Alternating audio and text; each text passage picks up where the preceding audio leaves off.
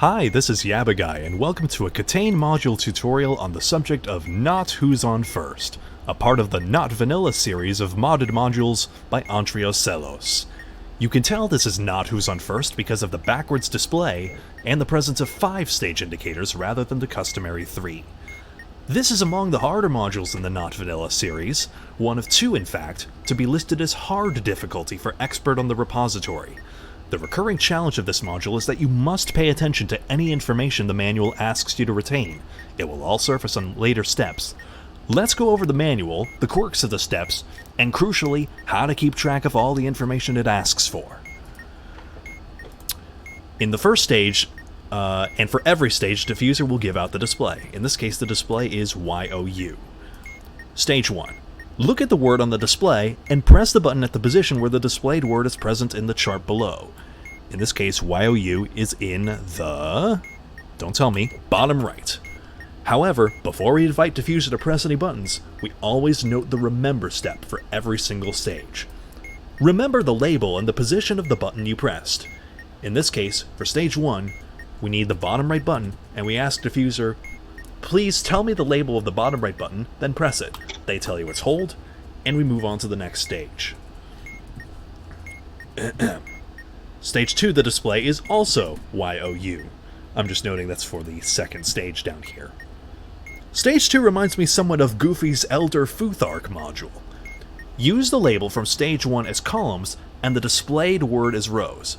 Use the label from stage 1 as rows, and the label from, label from stage 1 is columns, which is this way around, and the displayed word as rows. I have struck on that in a previous take of this tutorial.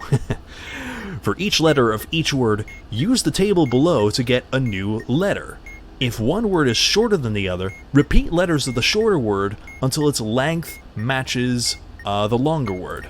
So in this case, we need to repeat the first letter of U so that the lengths are equal.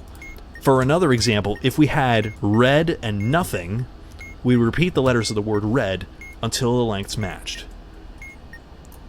Now, we take the first instance from each of these strings and use the chart. So, column H, row Y yields J. Why can I never get it to stay caps locked? I do not know. O is T. Column L, row U is R. And column D, row Y, is Z. Then, take the sum of the alphabetic positions of all letters in the result string, modulo by 60, and add 1. Let's do that now, shall we? J is the 10th letter of the alphabet, T is the 20th, R is the 18th, and Z is the 26th. Excuse me? There we go. Didn't quite hit the enter key.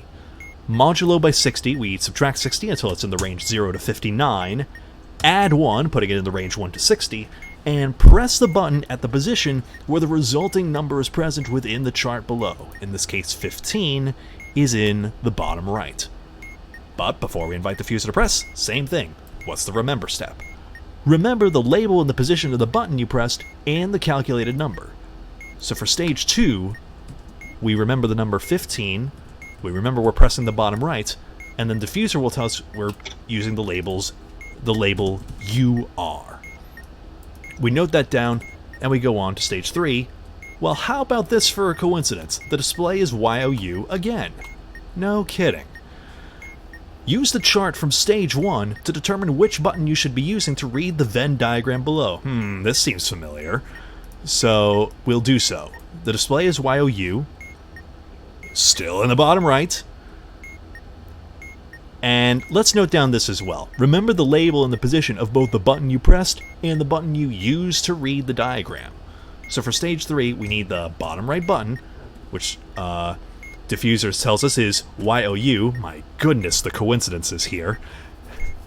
And then we will take that reference button, the button we are using, to the diagram, and these rules over here. Button is in the left column. That's false, it's in the bottom right. Label has an even number of letters. That's false, YOU. Displayed word has an odd number of vowels. Y is not a vowel for the purposes of this rule. Therefore, we have one vowel. No, we have two vowels. Goodness me. Gotta pay attention to detail here. Two vowels, that's false. Number calculated from stage 2 is prime. 15's a multiple of 3 and 5, so that is false. And we got none of those true, so we get this number 1 outside the rings. Whenever we get a number, we press that button at that position in reading order. That means we use the top left button as the press. We will ask diffuser for that, and they will say, 5 letters, and we note that down.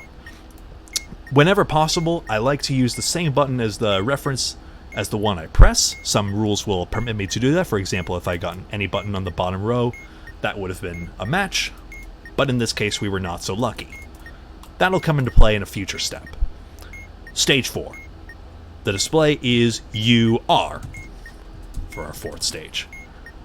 Start at the position used as the reference in stage 3. So we're starting at bottom right. Move to another button based on its label using the chart below, wrapping around the edges if necessary. This forms a giant D-pad of sorts. Keeping reading from there, keep moving until you have visited a button twice. Sounds like Gasimir's shapeshift, doesn't it? So we will start with the bottom right button, ask diffuser to read us that label, that's YOU, and then we consult YOU to determine which button on the D-pad we hit. YOU is up, so we go up a position from bottom right to middle right. See how we move along there. Middle right is U. Back and forth the diffuser and expert go. U sends us to the right. We wrap around to the middle left. Middle left, UR. 2 words. UR sends us to the left, back around, and middle right is the button we use. By the way, one note, just like shapeshift, the button we start on does count as the first button, as the first visit to that button, rather. So if we have hit bottom right in the subsequent moves, that would have counted, both for the initial reference and the subsequent move. Use this button to read stage 3's Venn diagram to get the button you should press, and then remember the label and the position of both the button you pressed and the button you used to read the diagram. So for stage 4, we need to remember that we used middle right U to read the diagram, and now we go back up to this Venn diagram and we have to recalculate the conditions. For middle right U this time. Button is on the left column. False. Label has an even number of letters. Let's see. 1 is not an even number. Displayed word has an odd number of vowels. That's O, U, A, E. That's 4. Y does not count. R certainly isn't a vowel. So that's 4 vowels. That's false. Number calculated from stage 2 is still as composite as ever. That's false. So we get 1 as ever. So we are pressing the top left button, which is UH, UH. And on we go to stage 5. For the 5th stage, actually the display is not necessary. That's the one exception to the rule. For stage 5, for each of the remembered labels listed below, look at the table with that label and take a digit from the position associated with the label. Step 1. The label from stage 1. That's... I'm going to bring this up here and clear the notes from stage 4. Look at the table with the label and take a digit from the position associated from that label. So the label from stage 1 was hold in the bottom right. So we scroll down and try to find hold in this table here, which is over... Hold on. There it is. Hold in the bottom right. So we take the digit in the bottom right and note it down here. The label from stage 2 now is bottom right UR, 2 words. Bottom right UR, 2 words is 4. Note that down. The label of the correct button from stage 3, I'll actually, I was tempted to jump around because you'll find we add these and there's a commutative property, of course, but I'll just take them in order for the sake of making sure all the information is organized. The label of the correct button from stage 3, the button we pressed, was top left, 5 letters. That's 3.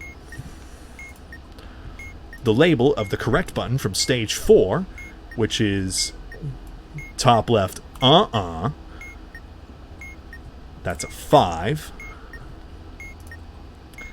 The label of the reference button from stage 3, we used bottom right U, Y-O-U. That's 5. And then the reference button from stage 4 is middle right letter U. That's 2.